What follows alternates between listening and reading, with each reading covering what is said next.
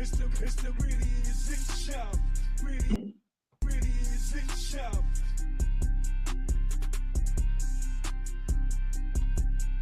It's the really is it shop.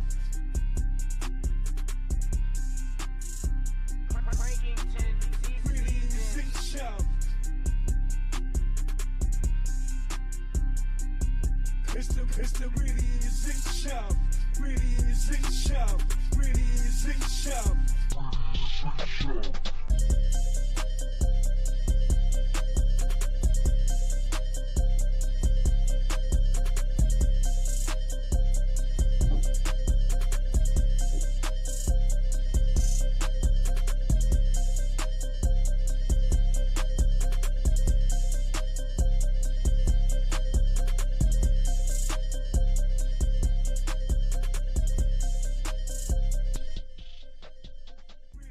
We are here the week of, a few days before the 2025 NFL Draft, where we're looking to upgrade this team and carry on into year 2 of the regime under Dan Quinn and Adam Peters.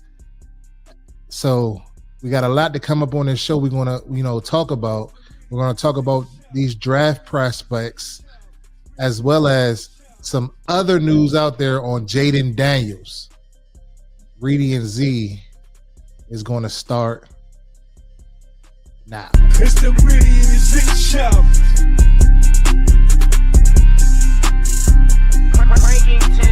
Really is it shop.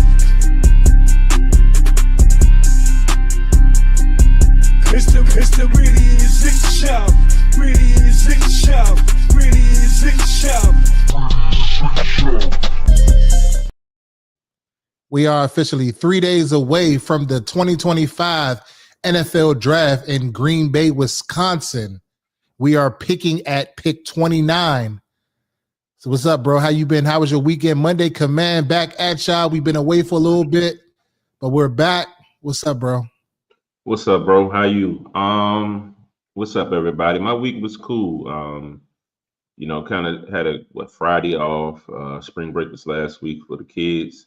So I had Friday off, did a little zoo visit in the middle of the week, which was tiring, but it was fun. Also for the weekend, with it being Easter weekend, yesterday was a great day.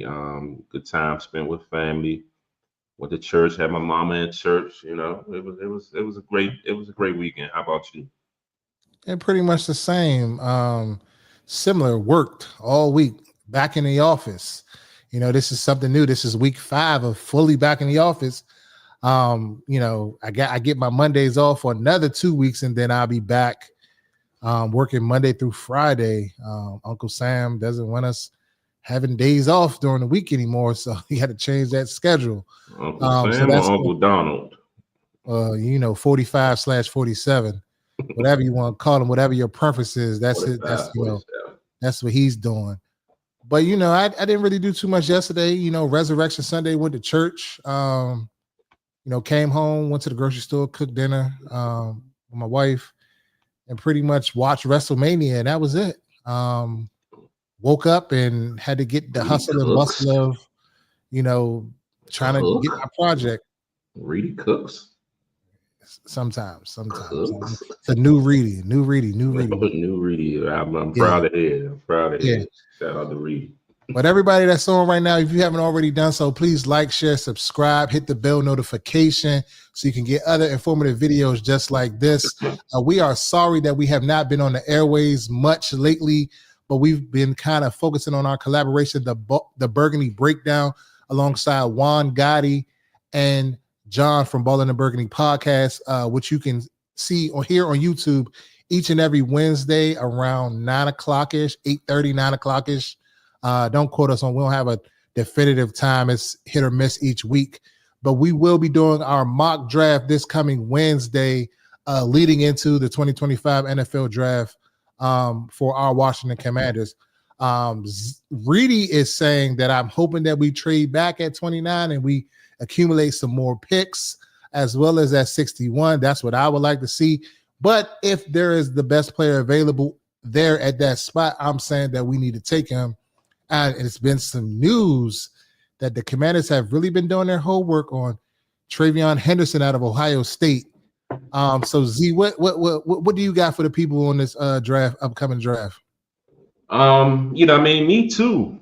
I prefer to, if it's a guy there at 29, that you just can't pass on, then you make that move. But and when I say guys that like that, if it's a Travion, if it's what's the other guy we wanted, the other running back from UNC Hampton, if there's a Marion Hampton. Marion Hampton. Yeah, or if it's if it's a Mike Green, a guy that I've been pretty high on all season.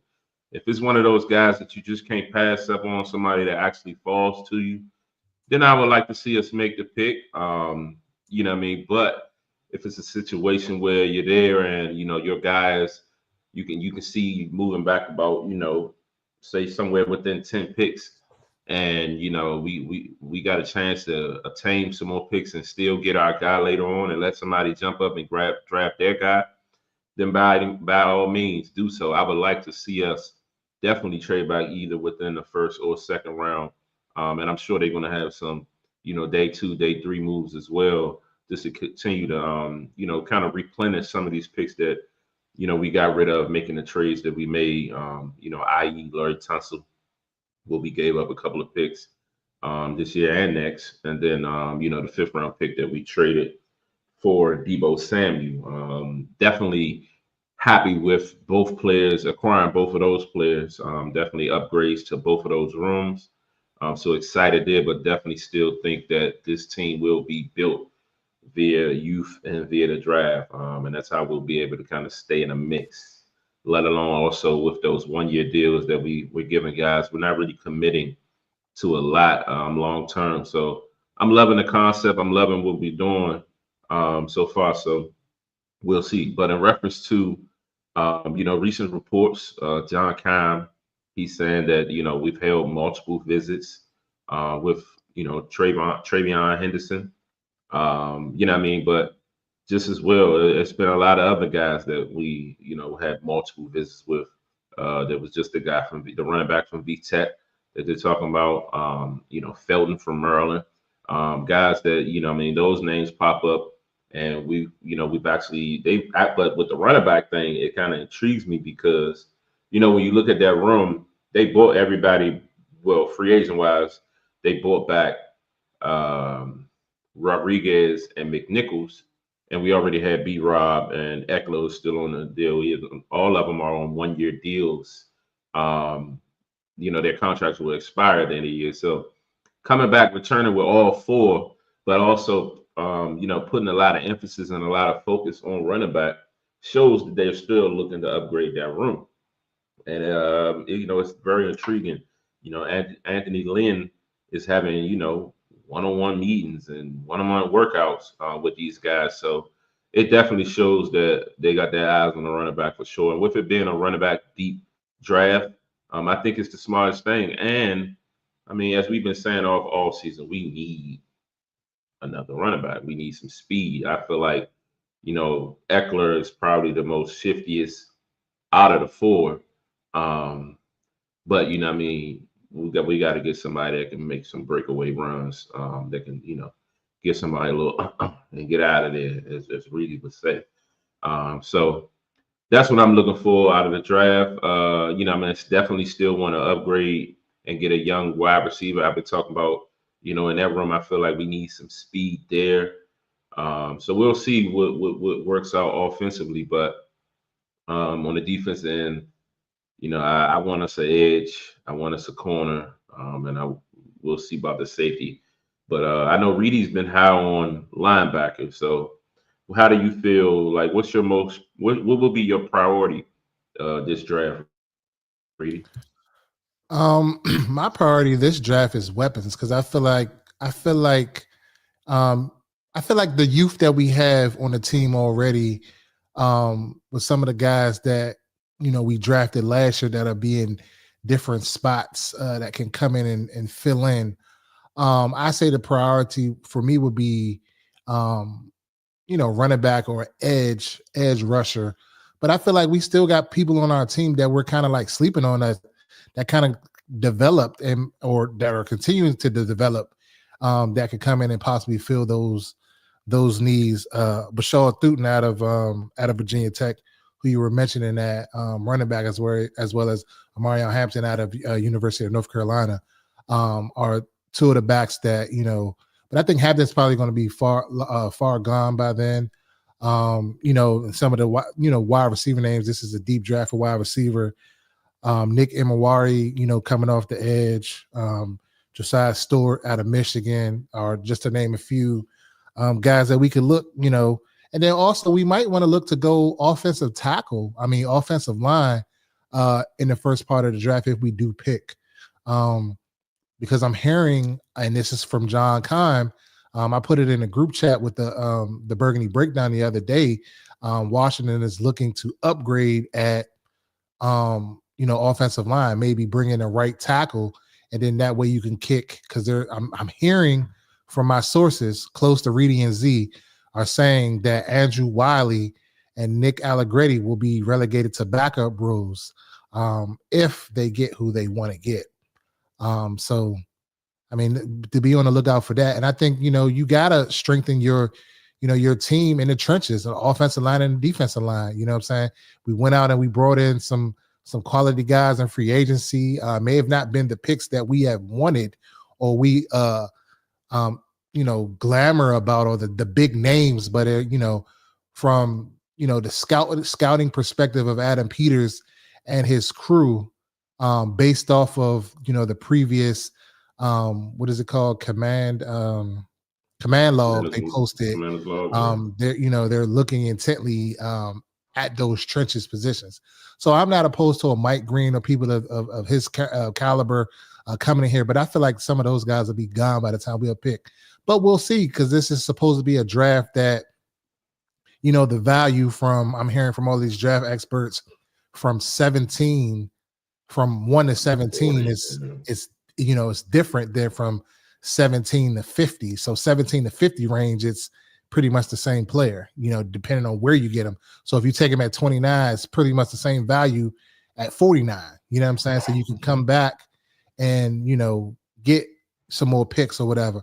But I'm hearing also that dart that, depending on how this quarterback market goes with Shador and Cam Ward and all of these guys, some teams may be looking back to come in at the top of the not the top, but the bottom of the first round to try to pick up a dart. So that may be a good area for us to try to, maneuver to get a team to come up to get him on that back end, just depending on what these teams do, based off of their board selections and stuff like that. So what did you have? You said you had something from John Keim that you wanted to report on? Well, no, Keim was the one just talking about the Henderson with the multiple visits. But before we talk about Jayden, one thing he said, we got a few people in the comments on Instagram asking us, what are we hearing about this TJ Watt news? And, just to answer, I haven't heard a lot. It crossed. I don't know if I was on Twitter or maybe Instagram one of them, but I saw it come across. But I haven't seen much of it, so I haven't really put that much thought or weight into it. But they were saying that we could be a candidate to trade for Watt. I saw, wasn't it like 2 weeks ago? It was last week. I could have sworn I seen it come across, but in my mind, I thought it was Cap. So I didn't even investigate it, because it just didn't seem like, just depending on what they do. If they're going to go out and get Aaron Rodgers or whatever they're going to do to bring him in there, why would you get rid of Watt? That's one of your best players, a generational talent. Clearly, he hoops every year. So, is it you really going to get rid of him? If I was a GM, I wouldn't get rid of him. That's a franchise starter. That's a team. That's a player that you want to kind of build around. That's a blue chip player. You don't get too many blue chip players. So, to me, I feel like you brought in a DK Metcalf for a reason, and then for you to just go get rid of a TJ Watt doesn't make sense to me. So I thought that it was Cap. Yeah, for sure. And what I'm going to do is, in reference to the Jayden kind of sent a message, and I'm about to bring it up here on stage now. But it pretty much Riggles Reg reported it. But pretty much he's basically focused on what's ahead. What I mean? He was pretty much asked, what I mean, about last year and what is he looking to prove early in the Commanders, success. And he's acknowledged that last season was fantastic, lifting the Commanders from among the league's most moribund teams to the NFC Championship game. Heisman Trophy winner, also known to this is year to year. He also knows it's a year to year league, so he's out to prove himself all over again in the pursuit of avoiding the dreaded sophomore slump. And he said, "quote For me, last year was last year. That's great, but it's a whole new year now. I still got to go out there. I've got to prove myself to my teammates, the organization, each and every day that I'm getting better. When it's time to prepare and when those games come, I've got to know that, hey, how can I eliminate some of those tendencies? That's the big thing." And what I mean, it's just basically he's not kind of, like you said, last year was last year. He's not locking in or using that to kind of, act like that he's going to automatically just jump back and be, the same Jada. He knows it's going to require more work. It's going to require more effort, more studies. What I mean, they even talked about on the interview with John Gruden. I didn't get to catch the fullness of it, but just paraphrasing from what I did hear is that he was, he was pretty much asked about, again, a lot of teams, all teams are sitting up trying to scheme and stop him this year. So, what is his thoughts on that? What is he going to do differently this year? And like one of the things he said, in a sense, same sense, last year was last year.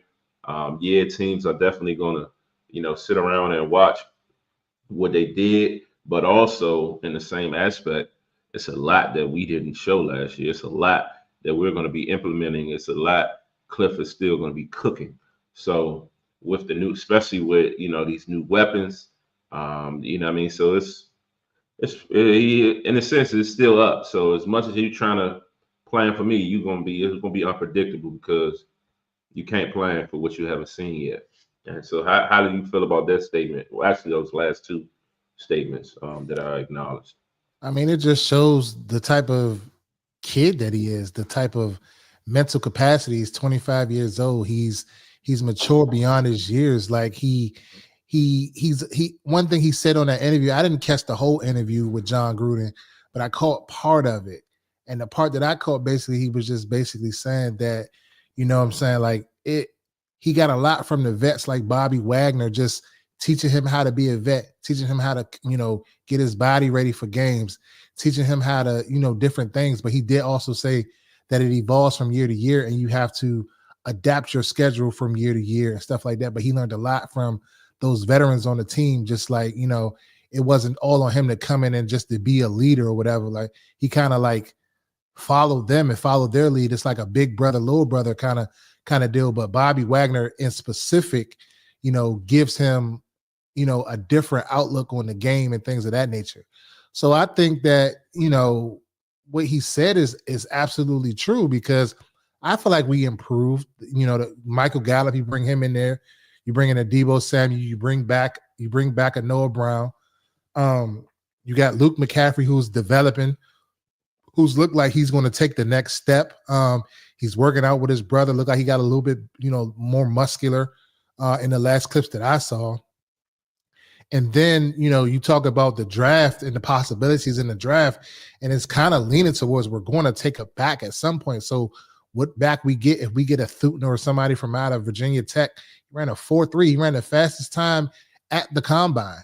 You take it a Marion Happ, whatever back you get, will be an upgrade. But we need a home run hitting back, along with the backs that we already had. Well, I'm not saying we need to get rid of the backs we got, but we need a home run hitting back, a back that can take it anywhere on the field at any time.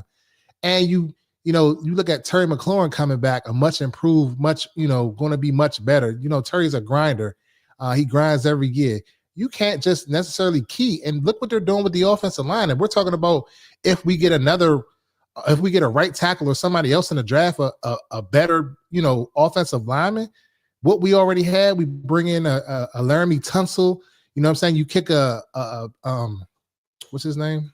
Coleman, a Brandon Coleman down inside. Then when we get back a healthy Cosme, and the Biotis is Biotis. We seen what he was able to do when we seen what we looked like when he was in the game versus when he was not in the game.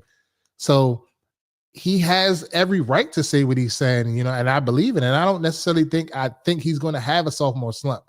And he just everything he says in his messaging is just alludes to just like he's taking everything into consideration. Like he's just not glossing over everything and just, thinking it's sweet. He's really working and really trying to be, good at this.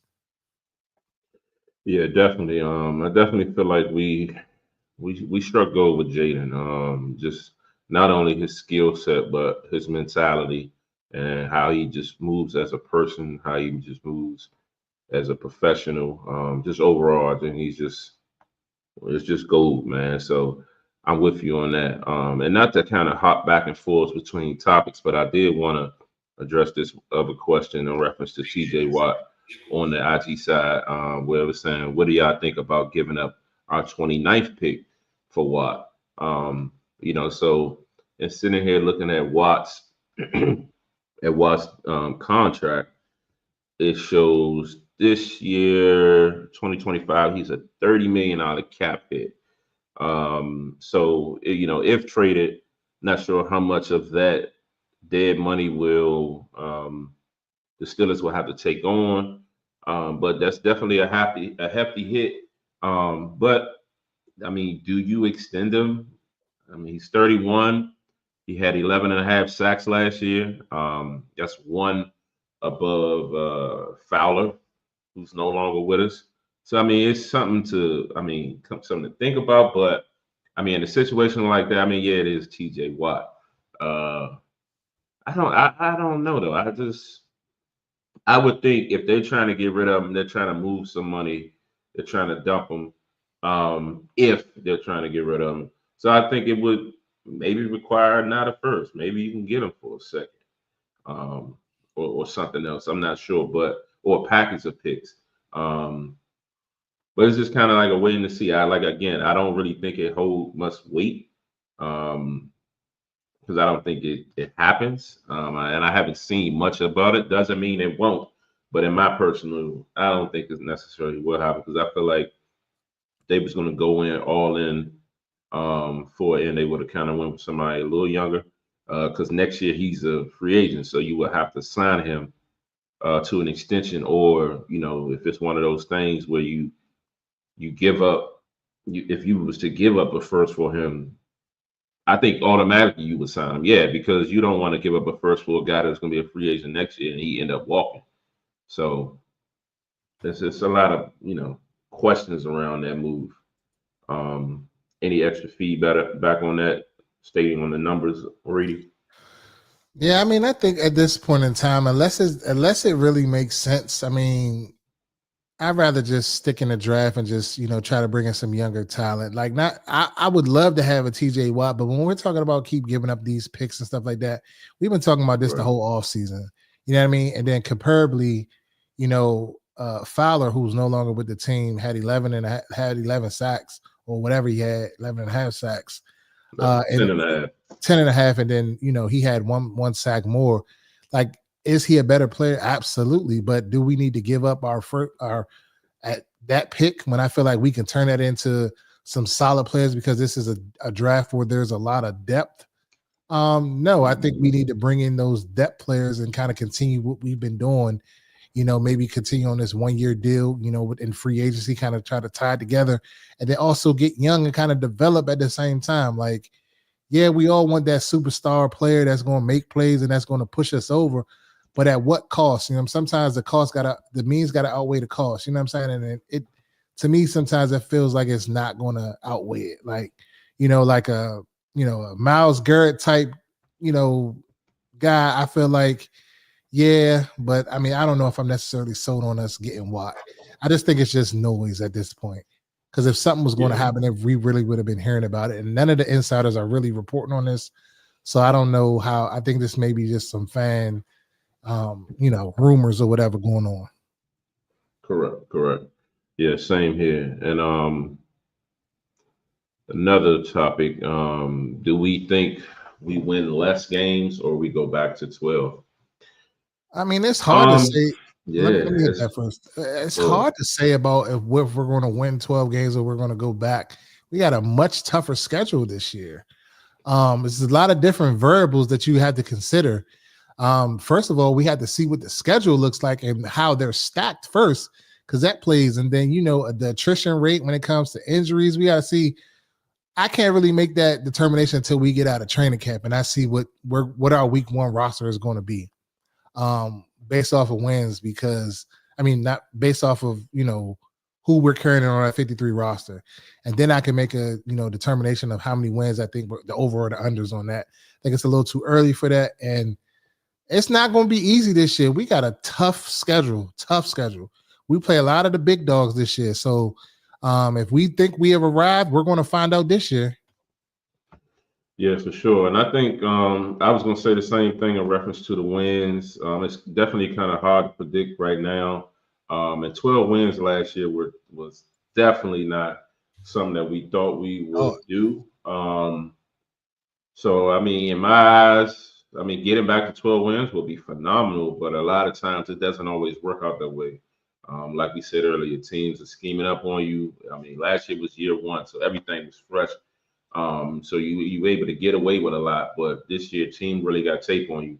Yeah, you can mix in and sprinkle some things in, but your foundation is your foundation. So it's definitely going to be harder to try to duplicate 12 wins. And I think I've seen, I've seen somewhere where they're predicting us. I think it's at like the over under is like 9.5.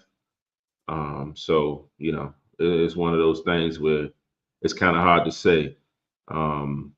But speaking on like we was just talking about, it is going to be a tougher schedule. I was looking at the opponents yesterday, and I'll bring it up, and this was just the home opponents. I know we had Denver, we had the Raiders, we had the Lions, we had the Kansas City. Seahawks, yeah, Kansas City. We got the Bears again. And these are just at home. Kansas City is not at home, but those are the home games. Of course, the Eagles, the Giants, the Broncos, the Raiders, the Cowboys, of course, the Bears, the Lions, and the Seahawks. And then the away opponents, I got to look up real quick, but Kansas City was definitely up there. Hold on, let me pull it up real quick. Yeah, they're saying in the comments also, not to cut you off, but Xavier Restrepo out of University of Miami, he ran a 4.8. That ain't a receiver that I necessarily think that I want to bring in here. Like I looked at his tape. It's nice. But I don't know necessarily if I'm sold on that.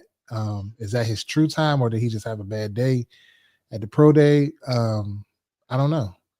Remember Maurice Correct had, he came out and he had that piss poor showing. He came in and he was bounced out of the league before the season even started. So just saying, keep the thought on that. Yeah, for sure. The away opponents, the Chiefs, of course, the NFC East, but the Chiefs, the Packers, the Chargers, the Vikings, the Falcons, and the Dolphins. Like we said, we got some tough schedule. Yeah, tough schedule. So duplicating 12 wins is going to be pretty hard. If we get 12 wins, I'm here for it, but I'm just saying, like, I'm not going to say right now based off of before the draft. Now, after we draft and we get in the, OTA's training camp and we get a little further along, then I'll maybe give you a prediction here and there. But that's not really my thing anyway. That's really Z's thing. I don't really be trying to predict wins and losses because I'm always going to say we're going to have more wins than we actually do any fucking way. So I'll tell y'all one thing. He say that now. Come about week one, and we get a victory. We come like, oh yeah. I'm just saying. We 10 wins. Like as the season was going along last year. I'm just saying, Z, like 10 wins. That looked like doable. why not us? Why not us? Then about week 5, I'm like, shit, we could beat 12. It ended up working out in his favor last year, so I had to shut up on it. But years previously, he don't want to be missing prediction, but then as the season goes on, he get to go way ahead of himself. Because Shit, I gotta see if we gonna get a win in the teams that I think we're gonna lose against. And I'll be knowing. So you know what I'm saying? If we get past them, then I'd be like, all right, well, the number went up a little bit because I'm looking at it from that perspective. Okay, if I got us losing to, for instance, Philadelphia, and we get a win against Philadelphia there, then that obviously brings our win total up from, because I'm already counting wins from other teams that I think that we match up well against, so we're better than. Yeah, definitely feel you on that.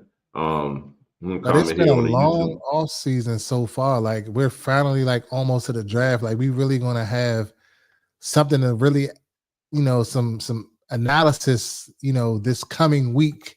How you feeling about that? Like, yeah, definitely more content, more to talk about. You know what I mean? Get us back in a mix.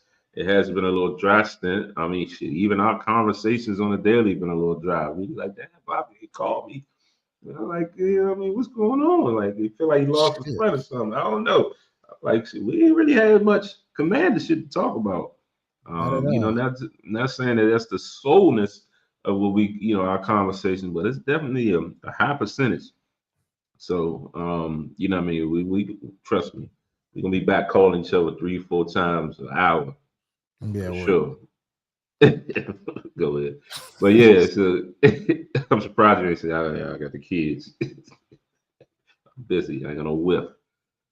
But yeah, but on the YouTube side, Keith West just said that he really wanted for us to get Kyron Lacy. Sad story.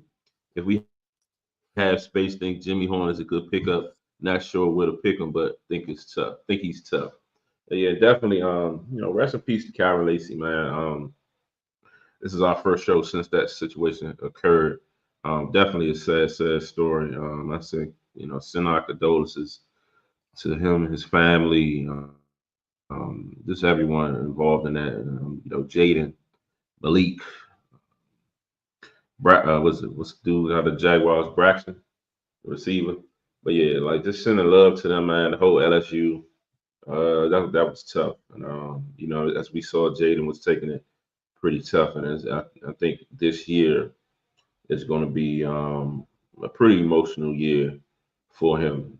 So shout out there. But Jimmy Horn, I mean, I definitely liked him. You know what I mean, when he was in Colorado. I think he hooped. Not sure what his draft value is, but I definitely feel like he could be a good addition. But I don't know what where he would fall. Like, what are the intangibles? What are the measurables? I don't know. Gotta look him up. Let me see. I mean, I thought Jimmy Horn was okay. I mean, I don't even know if I want to say he hooped. I thought he was serviceable. But mind you, I don't really watch college football like that. He's a smaller guy, so he'd be one of them slap. It's showing here. ESPN says 5'10". Will be maybe a little inflated. Last year he did 37 catches, 441 yards, 1 touchdown. The year prior, 58 catches, 567 yards, 6 touchdowns. Speed in the deep threat, he blocks. Is what Keith is saying. What's the 40 time? Did he not run a 40? Let me see, Jimmy. 40. I mean, because if you're a shorter guy, you got to bring something else to the table. You got to bring speed. If you don't, you don't got the size. And I feel like, and I'm only saying that I'm not trying to knock. Was it 4.4, 4.46? Okay, so that's but I'm not trying to knock the guy, but at the same time, I feel like we have that type of player already. So how many at the same type of players are we going to keep drafting? I feel like we need a much taller receiver. We need somebody with some height. Versus that.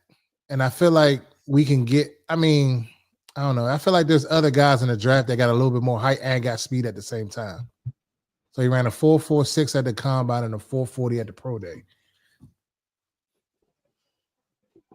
Okay. I don't know. Not bad.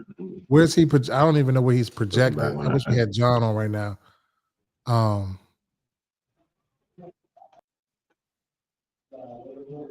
Say he's definitely tough in the slot. Sanders definitely went to him a lot. Yeah. I think they like to bring the hometail kids home. Guys from Maryland, Henderson, maybe. I thought they was looking at Ty Felton, or they brought him in, and Ty Felton. Taj Felton, a couple whatever. of times he came in on a couple of visits. They saying Horn is not projected. He's not projected. That's why I said not sure where to draft, but definitely a great pickup. Not a lot of talk. Carlos coming. Ty Felton and Caden Prather. I don't know if this is true or not, but they just said Jermaine Unk got a lawsuit for allegedly raping a woman. Yeah, I saw that. $50 million lawsuit too. Jane Doe is the woman. Yes. I hope she well. What questions do y'all have? Pose the questions in the chat, or what do y'all want? Well, we talk about what we want from this team, but what do y'all want in this draft? Like, are y'all looking to move back? Are y'all looking to stay where we're at? You think we should try to draft someone? What do you think? So they're saying Dante Thornton, wide receiver out of Tennessee, 4'3", 6'5", 220.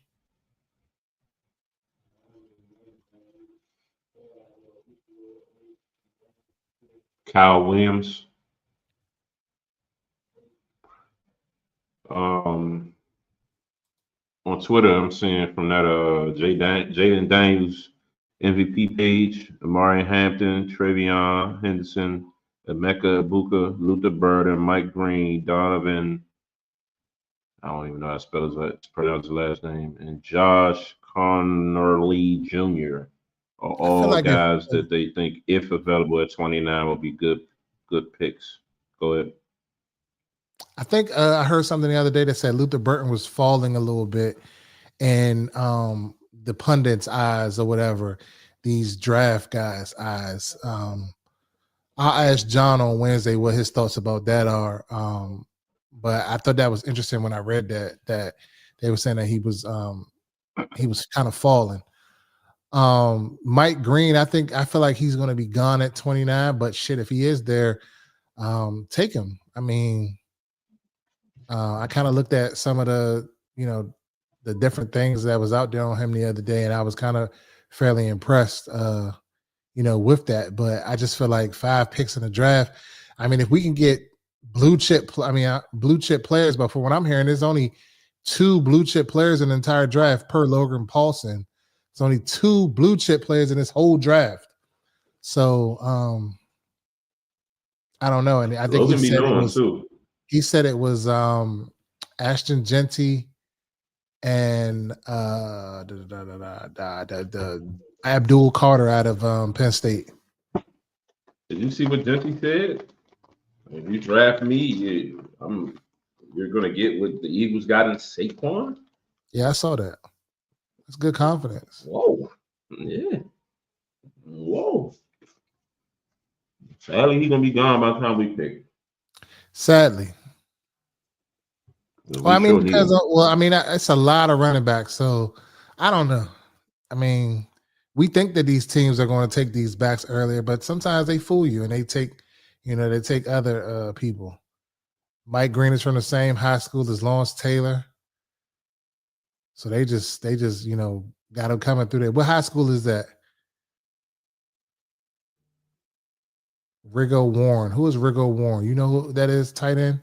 I'm not familiar. What school did he go to? I'll look him up, add him to my list.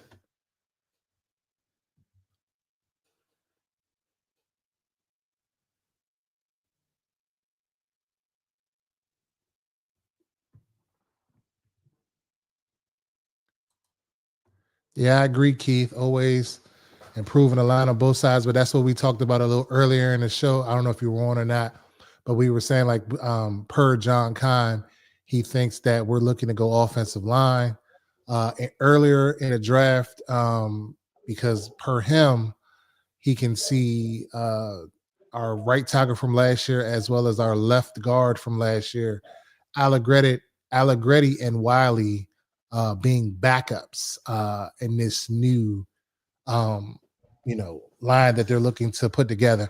And it kind of makes sense in a sense. Allegretti was always a backup. He never really was a starter. He kind of got an opportunity to start So he this year. I got thought hit. he was Yeah. serviceable. I thought he played well at times, but there were times where he was getting kind of bull rushed, kind of getting pushed in the backfield, kind of setting a new line of scrimmage for him. And Wiley is Wiley. I think although Wiley did play better this past year, this is the last year of his deal. So, I mean, why not draft his replacement if you think that Coleman is going to be better suited inside? My thesis was that hypothesis was that they would, maybe put Coleman as the right tackle, but per John Kime, the insider who's there is talking to, people around the building all the time, saying that they're thinking about, he thinks that they may go in a different direction for the right tackle. So I'm curious to see that. We'll find out this weekend. I feel like when Dan Quinn talked about moving Coleman to the right side, it was one of those things. Is like I feel like I heard like a for now type comment, or this is we're gonna try him out at right tackle type verbiage, with saying it's not set in stone. So Kyle may have some traction, may hold what he's saying, may hold some weight, so we'll see. But just to be able to have those options of versatility is always good too. I'm gonna continue to say I wish we would have been able to keep my man Luke. I think he was the emergency guy for everything but center when we needed him, and for that, I think he got like a 1 year and an option year for like 10 million or something like that. I feel like we could have paid that, but salute Big Luke for moving on to the Browns, but we still got Trent Scott.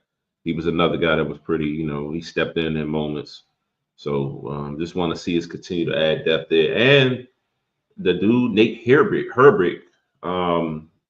they were saying that he was starting caliber when he was with the Steelers, but he just was, he had a few injuries. So if they can get him to maximize what he do and stay healthy, he may be the sneaky starter at left guard. So we'll see. We will see about that. But I was on mute for a little bit, and I was saying, Savion Mitchell is on Reedy's list. So I'm hoping we can snatch him. Savion Williams, my bad. Savion Mitchell Williams. Yeah. Yeah, I'm high on Savion, but everybody that I talk to, like these draft gurus, we're talking about a John Kuiper Jr. Over at Ballin' and Burgundy podcast. Shout out to my man John. That's a joke between us though, but are not as high on Savion as I am on Savion. I put the tape on. When I put the tape on, I was sold. Like I just like, and this is before we had Debo. I was like, shit, he can do what Debo does, and and he just, I just feel like you could put him everywhere. Like he could throw the football. Like he's lined up at wildcat quarterback. He lined up at running back. He lined up in the slot. He lined up at the X. He lined up everywhere.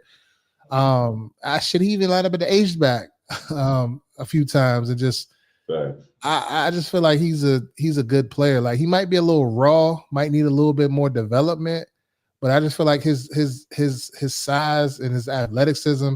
I think he ran like a 4.4 40, so he kind of checks all of the boxes. He's 6'5". Maybe not be a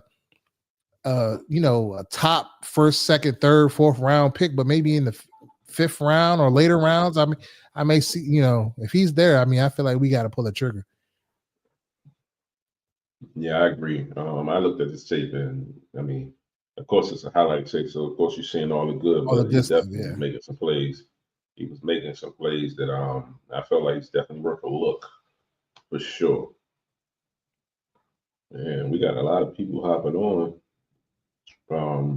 Now. So we'll make sure that y'all like, share, and subscribe to Reedy and Z on all platforms. Definitely continue to try to push this YouTube channel, and make sure you follow us. So share it with a friend, with a friend, with a friend. Of course, we report all things Commanders, and this is what we do. We've been on for about 45 minutes, so this is the tail end of the show. We'll be cutting out shortly, but if you haven't, if you're just hopping on, make sure you go back and watch on the YouTube side. The full video will be there. Bagley, we was talking about Savion Williams when you hopped on, wide receiver TCU. So yeah, he wears 44 rings. Yeah, he So said yeah, he's out of any Penn State. The guy, well, I was asking about who was, what was his name? Rigo Warren, tight end yeah, from Penn yeah. State. I'm gonna go look at his tape, and so I'll follow up with y'all on Wednesday on the Burgundy breakdown on him. I do a little research on him, but I haven't heard of him. But like I said, I'll get back to y'all on him and my thoughts on what I see on Yeah, his tape. no, I see another tweet saying that Schefter lists us as a possible destination for Carson Schwessinger, linebacker out of where did he come from? Is this UCLA? Yeah, linebacker out of UCLA. I'll have to pull up his stats, but it could be a potential day two guy. Or He's a it linebacker. could. What linebacker? Sam Mike Will. I'm about to pull it up now. Draft profile.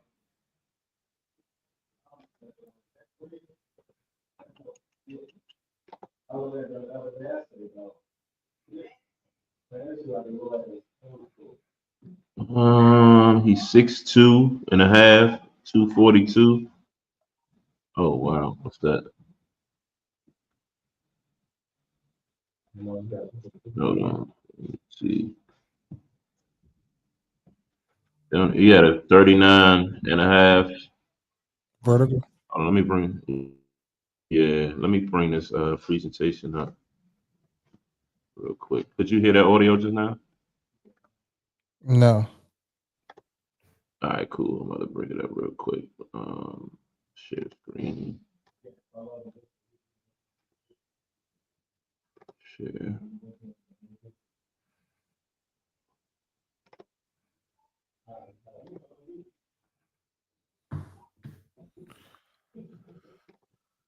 I'm going to give you 5 names of players you haven't seen a whole lot in the mock drafts, but you should not be shocked if Roger Goodell introduces them in round 1. Let's start out with Carson Schwessinger, linebacker from UCLA. He was a walk-on to that program. Only became a starter last year, but he led all of FBS with 90 solo tackles. He can run, he can cover, he can play all downs. He's got a lot of fans within the league, a very instinctive player. Doesn't have the pass rush capabilities of a Jihad Campbell, but it's a bunch of teams late in round 1 that need an off-the-ball linebacker. Carson Schwessinger could be that guy. Number 2, Ohio State wide receiver Emeka Egbuka. I got a bunch of responses when Yeah.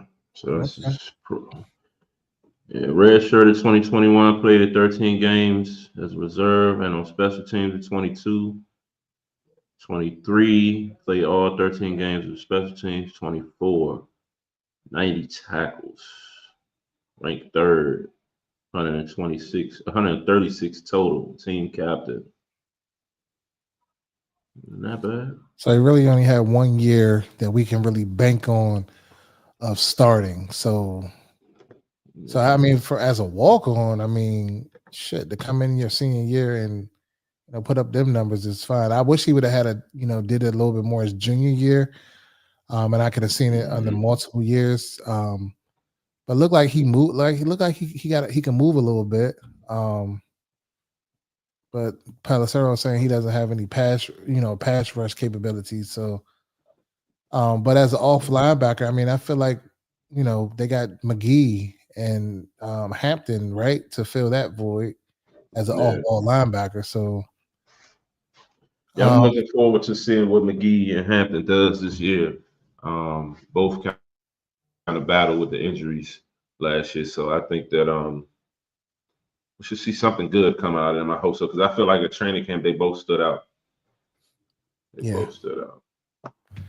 But yeah, I mean, every year in training camp, there's somebody that stands out, and then you get to the season, you're like, where were they? They made the team.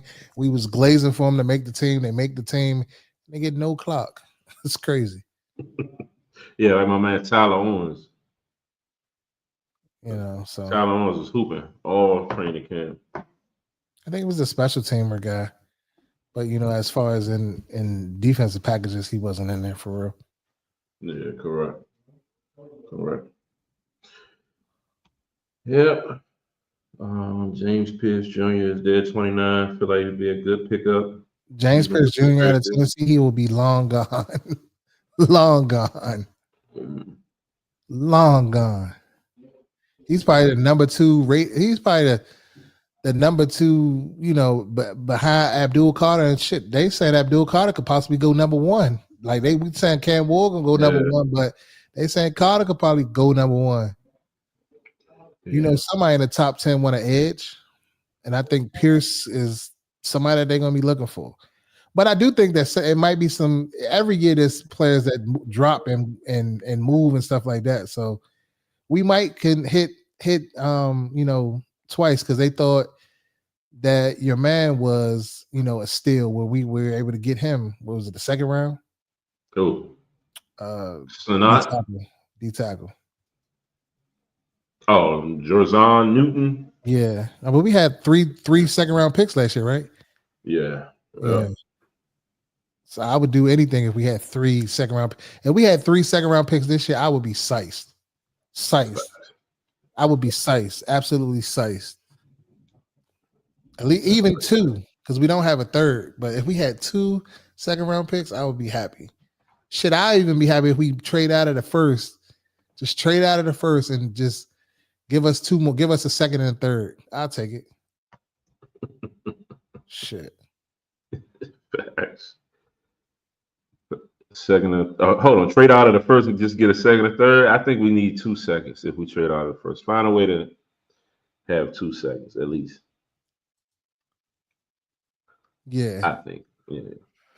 Yeah, man. But you know, another Monday Command in the books. Looking forward to this Wednesday with the Burgundy Breakdown. We're gonna give our mock draft, the Burgundy Breakdown's mock draft.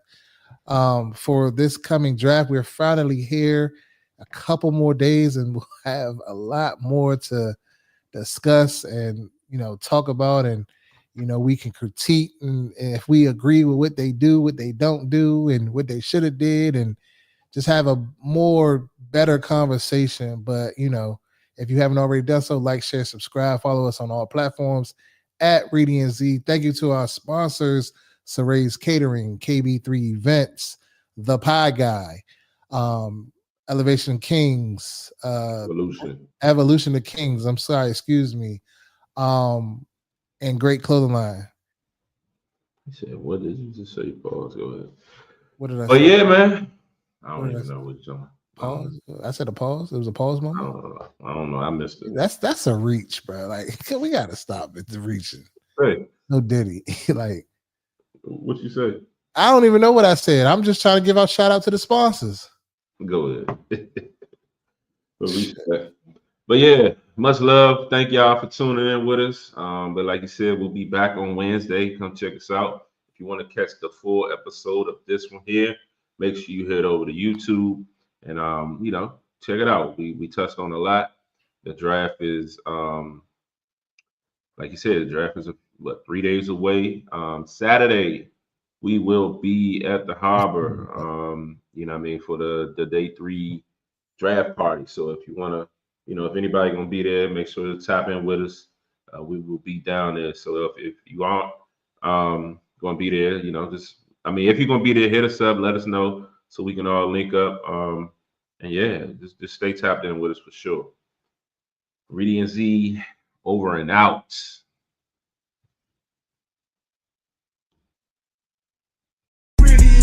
Shout.